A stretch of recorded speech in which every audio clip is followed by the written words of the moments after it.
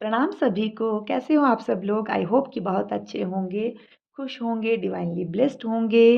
आज की रीडिंग है आपके पर्सन की करंट एनर्जी के बारे में है। चाहे आप नो कॉन्टैक्ट सिचुएशन में है, चाहे कॉन्टैक्ट में है, मैरिड हैं, अनमैरिड हैं, मेल हैं, फीमेल हैं। तो अ, सबसे पहले तो चैनल को सब्सक्राइब कर लीजिए और वीडियो को लाइक एंड शेयर ज़रूर कीजिएगा। ठीक है। इस रीडिंग की एनर्जी को क्लेम करने के लिए कमेंट सेक्शन में 111 ज़रूर लिखिएगा जी। 111 एंजल नंबर बहुत ही अद्भुत नंबर है। इस नंबर को अगर आप कमेंट सेक्शन में लिखोगे तो इस रीडिंग की एनर्जी को ज़रूर क्लेम करोगे। पूरी तरह पॉजिटिव हो के आपको इस रीडिंग को क्लेम करना है। जो भी अच्छा बुरा जो भी आता है, जो आपको गाइड करने के लिए, जो डिवाइन आपको इस रीडिंग के माध्यम से बताना चाहते हैं, आपको उसको फॉलो करना है। ठीक है। तो चलिए, सबसे पहले अपने पर्सन को विजुलाइज कीजिए। क्योंकि ये एक जनरल रीडिंग है, यहाँ पे कोई पाइल सिलेक्शन नहीं है। तो आपको सिंपली अपने पर्सन को जो है वो करना है विजुलाइज। उनके नाम को कम से कम 3 बार आप अपने मन में दोहराइए। अपने इष्ट से प्रार्थना कीजिए कि इस रीडिंग के माध्यम से आपको आपके पर्सन की करंट एनर्जी का पता चल सके।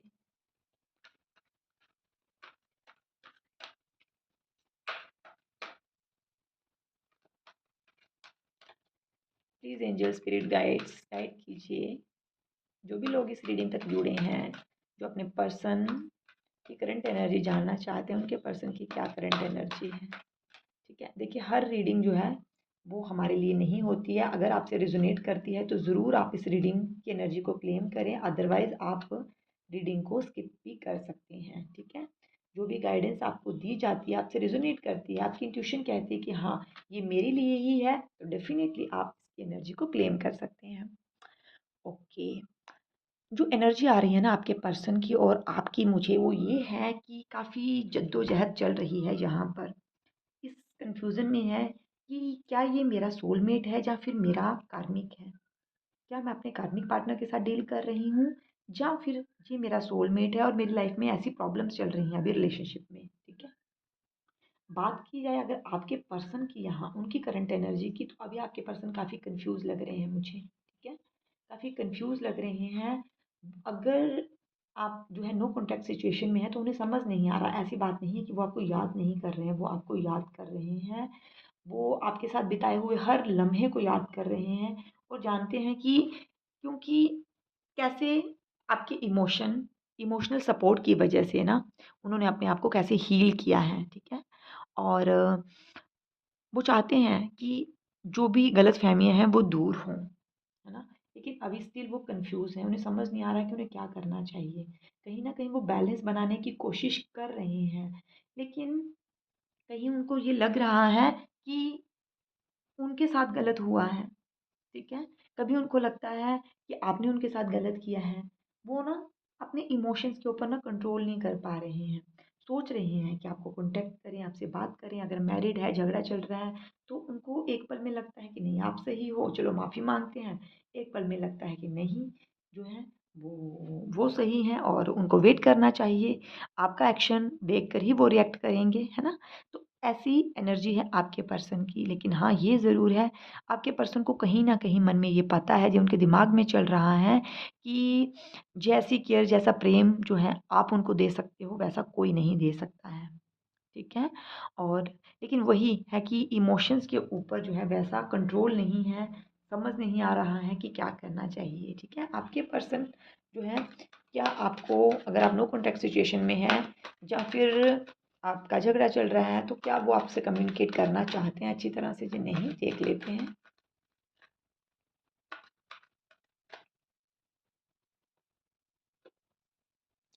4 ऑफ स्वॉर्ड्स की एनर्जी आ रही है। आपके पर्सन ना इस वक़्त जो है वो इतने ज़्यादा मेंटली स्ट्रेस में हैं कि उन्हें समझ नहीं आ रहा है, जैसे मैंने बताया आपको।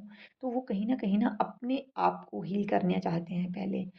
बहुत सारी मिसअंडरस्टैंडिंग हुई हैं, चाहे वो आप दोनों की वजह से क्रिएट हुई हों या फिर आस-पास के लोगों की वजह से, उनकी एनर्जी की वजह से। तो वो थोड़ा-सा ना वेट करना चाहते हैं यहाँ पर। वो चाहते हैं कि चीज़ें सही हों और सही समय पर वो आपको कॉन्टैक्ट करें या फिर माफ़ी माँगे, क्योंकि काफ़ी टाइम जो है ना, उनको पता है कि वो गँवा चुके हैं। लेकिन हाँ, अब वो अगर आपके पास आएँ, तो पूरे स्टेबल होकर आएँ, ये चाहते हैं आपके पर्सन। ठीक है? आपके पर्सन इस वक़्त चाहते हैं कि वो कॉन्टैक्ट हो और इतना प्यारा रिलेशनशिप जो है वो आपका बने कि कोई उसको नज़र ना लगा सके। एस ऑफ कप्स की एनर्जी आ रही है। डेफिनेटली मैंने कहा कि थोड़ा सा टाइम वो ज़रूर लेंगे, लेकिन इस बार जब आपके पास आएंगे तो पूरी तरह से समर्पण के साथ उनके मन में कोई डाउट नहीं होगा। ठीक है, वो चाहते हैं कि वो आपके पास आए। उनको खुद की कमियों के बारे में भी पता है कि कहाँ कमी है, चाहे वो घर वालों का प्रेशर है, चाहे वो आसपास के लोगों की वजह से है, जो खुद आप दोनों के बीच मिसअंडरस्टैंडिंग की वजह से है। लेकिन हाँ, वो चाहते हैं कि वो इस बार आएँ तो जो है अपने आप को हील करके आएँ। ठीक है, आपके लिए क्या गाइडेंस, आपको तब तक क्या करना है जब तक चीज़ें सही नहीं हो जाती,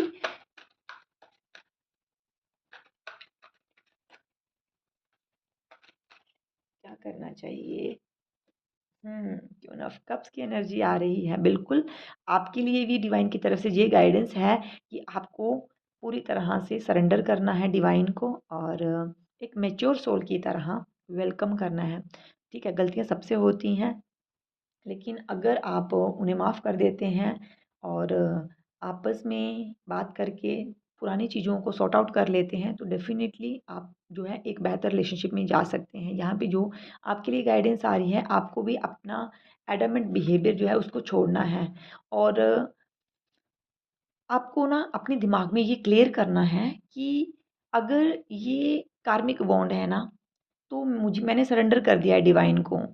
इस पर्सन ने मेरे लाइफ से जाना होगा तो वो चला जाएगा।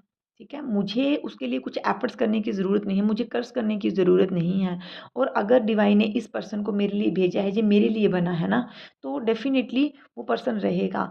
5 ऑफ पेंटिकल्स की एनर्जी बता रही है कि कहीं न कहीं ठीक है, आपने सफ़र करा है ना? आपने सफ़र करा है, लेकिन अगर आप फिर से बहस करते हो या फिर एडामेंट होते हो कुछ चीज़ों को लेकर, पुरानी चीज़ों को बहुत लंबा खींचते हो ना, तो फिर से जो है सेपरेशन हो सकती है आपकी। तो आपको ना इस एनर्जी से बाहर निकलना है। बहुत ज़्यादा ओवरथिंकिंग करते हो, बहुत ज़्यादा नेगेटिव सोचते हो। तो अगर आप चाहते हो कि पॉजिटिव चीज़ें आपकी लाइफ में आएँ, ठीक है? टेम्परेंस की एनर्जी आ रही है, आपको अपने आप को हील करना है, अपने रिलेशनशिप को। जब आप अपने रिलेशनशिप को हील कर लोगे ना, अपने बॉन्ड को हील कर लोगे ना, तो आप अपनी लाइफ में एक बैलेंस्ड और ब्लिसफुल लव जो है वो अट्रैक्ट कर लोगे। ये गाइडेंस आपके लिए आ रही है। कब तक जो है आप, ये टाइम पीरियड क्या हो सकता है जब आपका रिलेशनशिप अच्छा हो जाएगा, जब कॉन्टैक्ट हो जाएगा, देख लेते हैं। प्लीज़ डिवाइन गाइड करें मेरे व्यूअर्स को कि कब तक उनकी लव लाइफ अच्छी हो जाएगी, क्या टाइम पीरियड है। 10 ऑफ वांड्स की एनर्जी आ रही है मेरे पास यहाँ पर कुछ लोगों के लिए, तो ये सिर्फ जो है वो 10 डेज़ की एनर्जी है। ठीक है, 10 दिन के अंदर अंदर ये सब चीज़ें जो है वो सॉर्ट आउट हो जाएंगी। और कुछ लोगों के लिए ये 2 से 3 महीने का टाइम है। ठीक है, 2 से 3 महीने का टाइम है जिसमें चीज़ें सही होंगी। और आप देख रहे हो, आप अपनी लाइफ में ना एक बहुत ही प्यारा सा, बहुत ही स्ट्रॉन्ग सा जो रिलेशनशिप जो जिसका आपका सपना था ना, वो आप अट्रैक्ट कर लोगे। ठीक है, क्योंकि आपको सारी नेगेटिविटी को रिलीज़ करना है, अपने आप को सरेंडर करना है कि डिवाइन आपको जो भी दे रहे हैं, जो आपको लेसन सिखा रहे हैं ना, आपको उसको सीखना है और आगे बढ़ना है। जैसे ही ये नेगेटिव पैटर्न जो है ख़त्म होगा ना, आप अपनी लाइफ में इस रिलेशनशिप को बहुत ज़्यादा पॉजिटिविटी के साथ देखोगे, कैसे ये फल फूल रहा है, कैसे आपको इसमें सेटिस्फेक्शन मिल रही है। ठीक है, तो ये थी आज की रीडिंग। तो आपको कैसी लगी कमेंट सेक्शन में मुझे ज़रूर बताइएगा। अपना ढेर सारा ख्याल रखिएगा और चैनल को सब्सक्राइब करना ना भूलें। आपका कोई भी डाउट हो आप कमेंट सेक्शन में बताइए, और पर्सनल रीडिंग के लिए आप बुकिंग कर सकते हैं। Thank you so much.